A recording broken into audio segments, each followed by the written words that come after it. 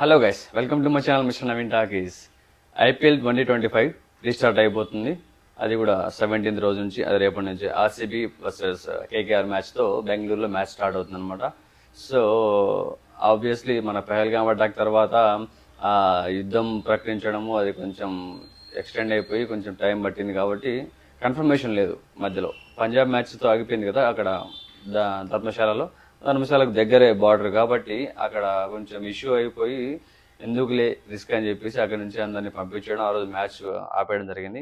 So అక్కడితో matches అన్ని stop చేశారు.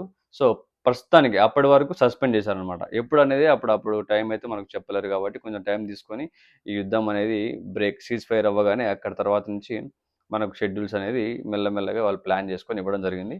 సో ఈ మంత్ జూన్ 3కి మ్యాచెస్ అయితే ఎండ్ అయిపోతాయి.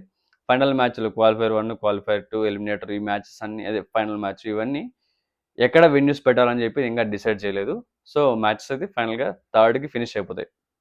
ఇంత లోపల ఈ లీగ్ స్టేజ్లో ఉన్న మ్యాచెస్ అన్ని కంప్లీట్ చేయాలని చెప్పేసి షెడ్యూల్ అయితే వేసుకున్నారు అనమాట.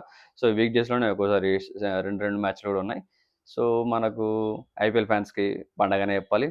సో రేపు మ్యాచ్ వచ్చి RCB versus Kolkata first match ఆడింది. మళ్ళీ ఇప్పుడు ఐపీఎల్ అప్పుడు మ్యాచ్ స్టార్ట్ అయింది కూడా కోల్కతా ఆర్సీబీతోనే, మళ్ళీ రీస్టార్ట్ అయ్యేది కూడా కోల్కతా ఆర్సీబీ మ్యాచే. విరాట్ కోహ్లీ ఈ గ్యాప్లో రిటైర్మెంట్ ఇచ్చేశాడు, ఈ గ్యాప్లో రోహిత్ శర్మ రిటైర్మెంట్ ఇచ్చేశాడు. సో వీళ్ళు రిటైర్మెంట్స్ తీసుకోవడం నిజంగా ఫ్యాన్స్కి చాలా అంటే చాలా బాధనే ఒక సైడ్ చెప్పాలంటే. విరాట్ కోహ్లీ రిటైర్మెంట్ అని ప్రకటించగానే అయితే ఆల్మోస్ట్ చేసిన అంత బాధ అనిపించింది నాకు. విరాట్ కోహ్లీ అంత ఫిట్గా ఉన్న అతను అలా ఎలా రిటైర్మెంట్ ఇచ్చాడు? అసలు మార్చ్లో జరిగిన ఒక ఇంటర్వ్యూలో కూడా, ఆర్సీబీ ఇంటర్వ్యూలో కూడా దాని గురించి నర్వస్గా ఫీల్ అవ్వాల్సిన అవసరం లేదు, నేనైతే ఇప్పట్లో నేను I'm completely fit for this game, నేను ఈ గేమ్ని ఇప్పుడే రిటైర్మెంట్ ఇవ్వాలనుకోవట్లేదు, ఆడాలనుకుంటున్నాను అన్నట్టు చెప్పాడు అప్పుడే. రోహిత్ శర్మ కూడా ఇంగ్లాండ్ సిరీస్కి ప్రిపేర్ అవుతున్నా, ఫిట్గానే ఉన్నా అని చెప్పి కూడా అన్నాడు.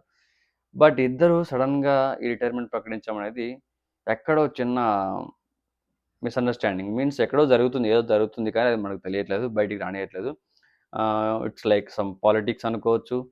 ఖచ్చితంగా వీళ్ళు రిటైర్మెంట్ అనగల ఏదో ఒక ఖచ్చితంగా ఒక ఫోర్స్ అయితే ఉంది. లేకపోతే వీళ్ళు అంత ఈజీగా అప్పటికప్పుడు రిటైర్మెంట్ ప్రకటించే అవకాశం లేదు. వీళ్ళకి మంచి సెండ్ ఆఫ్, ఒక ఫేర్వెల్ మ్యాచ్ ఉండాలి. అలాంటి మ్యాచ్ లేకుండా సడన్గా మధ్యలో ఉన్నట్టుండి ఖాళీ డేస్లో రిటైర్మెంట్ ప్రకటించడం అనేది నిజంగా బాధాకరమైన విషయం.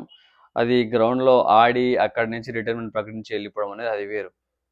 ఇలాంటి ఇద్దరు లెజెండ్స్ అబ్బా. అసలు Virat Kohli legend of the game, greatest of all time. ఎంతో మంది పెద్దవాళ్ళు చెప్పిన మాట, ఇది నేను చెప్పిన మాట కాదు. విరాట్ కోహ్లీ రిటైర్మెంట్ ప్రకటించగానే ఎంత మంది రెస్పాండ్ అయ్యారో, ఎంత మంది విషెస్ చేశారో, ఎంత మంది పోకూడదని కోరుకున్నారో, రిటైర్మెంట్ ఇవ్వకూడదని కోరుకున్నారో చూస్తే ఒక్కసారి ఇన్స్టాగ్రామ్ మొత్తం షేక్ అయిపోయింది రిటైర్మెంట్ అని ఇవ్వగానే. ఇన్స్టాగ్రామ్, ట్విట్టర్, సోషల్ మీడియా ఎక్కడ చూసినా విరాట్ కోహ్లీ విరాట్ కోహ్లీ విరాట్ కోహ్లీ. 10,000 రన్స్ కంప్లీట్ చేస్తా అని చెప్పి రీసెంట్గా చెప్పాడు. 10,000 కంప్లీట్ చేయకుండా వెళ్ళిపోతున్నాడు. ఇది నిజంగానే తనంతట తాను వెళ్ళిపోతున్నారంటారా? అండ్ ఈ రిటైర్మెంట్ ప్రకటించగానే ప్రేమానంద్జీ దగ్గరికి వెళ్ళారు. మహారాజ్ ప్రేమానంద్జీ కలవడానికి వెళ్తారు. విరాట్ కోహ్లీ ఎవ్రీ టైం తను ఏదన్నా కన్ఫ్యూజన్లో ఉన్నా కానీ, లోపల బాధ ఉన్నా కానీ, ఇంకా ఏదన్నా తను చెప్పుకోలేనిది ఉన్నా కూడా ప్రేమానంద్జీ దగ్గరికి వెళ్తారు. సో రిటైర్మెంట్ ప్రకటించిన తర్వాత తను అయిష్టంగానే ప్రకటించాడని అక్కడే అర్థమైపోతుంది. ఈ రిటైర్మెంట్ ఎవరి ఫోర్స్ వల్లనో ప్రకటించాల్సి వచ్చిందని కూడా అర్థమైపోతుంది. క్రికెట్ని, టెస్ట్ క్రికెట్ని టీవీలో చూడాలంటే కూడా బాధపడి, అంటే ఇష్టం లేని వాళ్ళు ఉన్నారు. అంతటి వాళ్ళని కూడా గ్రౌండ్కి తీసుకొచ్చి టెస్ట్ క్రికెట్ ఇట్టే ఇదిరా అని చూపించిన విరాట్ కోహ్లీని ఇవాళ చాలా దారుణంగా రిటైర్మెంట్ చేసుకోవాల్సి వచ్చింది అంటే అది ఎవరి ఫోర్స్ వల్ల, ఎంత దారుణంగా ఏం చేస్తారు మరి నాకు అర్థం కావట్లేదు. ఒక విరాట్ కోహ్లీ లెజెండ్ అయ్యా, నాకు అర్థం కావట్లేదు అసలు. తను యాక్చువల్గా చెప్పాలంటే సెంచరీస్ ఎక్కువ చేయలే ఈ మధ్యలో, ఎక్కువ గేమ్లో ప్రభావం లేదు, కానీ కెప్టెన్గా ఉన్నప్పుడు టెస్ట్ క్రికెట్ని మాత్రం తీసుకెళ్ళి పెట్టాడు. నెవర్ బిఫోర్ ఎవర్ ఆఫ్టర్ ఏ క్రికెటర్ వల్ల కాదు, ఏ కెప్టెన్ వల్ల కాదు. అది నిజంగా ఇది నేను చెప్పే మాట ఒకటే కాదు, లెజెండ్స్ కూడా చెప్పిన మాట. విరాట్ కోహ్లీ అంటేనే brand of cricket. Test cricket అంటే Virat Kohli, Virat Kohli test best captain అని చెప్పి స్టేట్మెంట్లు ఇచ్చినవి ఉన్నాయి. అలాంటి విరాట్ కోహ్లీకి కనీసం అంటే మినిమం సెండ్ ఆఫ్ కూడా లేకుండా వెళ్ళిపోమనడం అనేది చాలా దారుణమైన విషయం.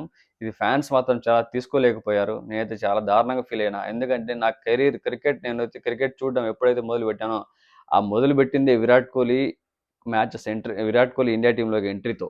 నాకైతే క్రికెట్ అప్పటి వరకు పెద్దగా తెలీదు. బట్ విరాట్ కోహ్లీ ఇలా సడన్‌గా వెళ్ళిపోవడం అనేది కొంచెం బాధగా ఉంది.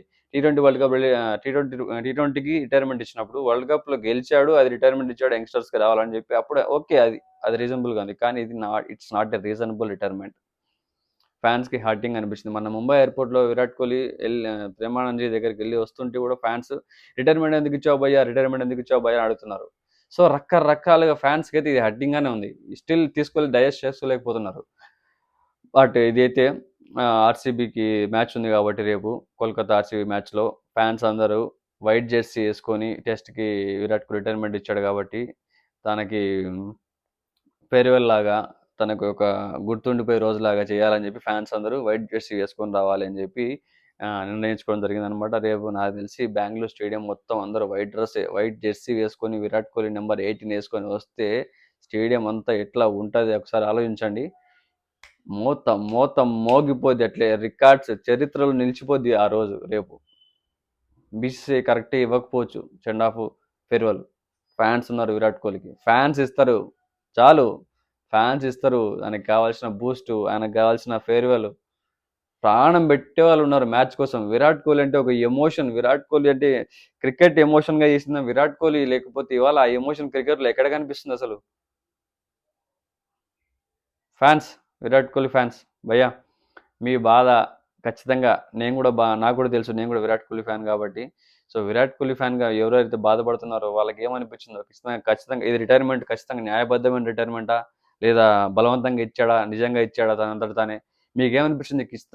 ఇది చూసిన తర్వాత మీరు తెలుసుకొని ఖచ్చితంగా కింద కామెంట్‌లో చెప్పేసేయండి. నాకైతే ఇది రిటైర్మెంట్ అయితే సమంజసమైన రిటైర్మెంట్ అయితే కాదు. అండ్ బలవంతంగా ఇచ్చిన రిటైర్మెంట్ అయితే నాకు అనిపిస్తుందన్నమాట. సో, మీ ఒపీనియన్స్ ఏంటనేది కింద చెప్పండి. అలాగే మనం విరాట్ కోహ్లీ ఫ్యాన్స్ అందరికి షేర్ చేయండి. రేపు ఆర్‌సీబీ మ్యాచ్‌లో విరాట్ కోహ్లీ తరపున యేసుకొచ్చే ఆ వైట్ జెర్సీ మొత్తం స్టేడియం మొత్తం వైట్స్‌తో నిండిపోయి రికార్డ్‌కి ఎక్కిపోయి మొత్తం మోగిపోవాలి.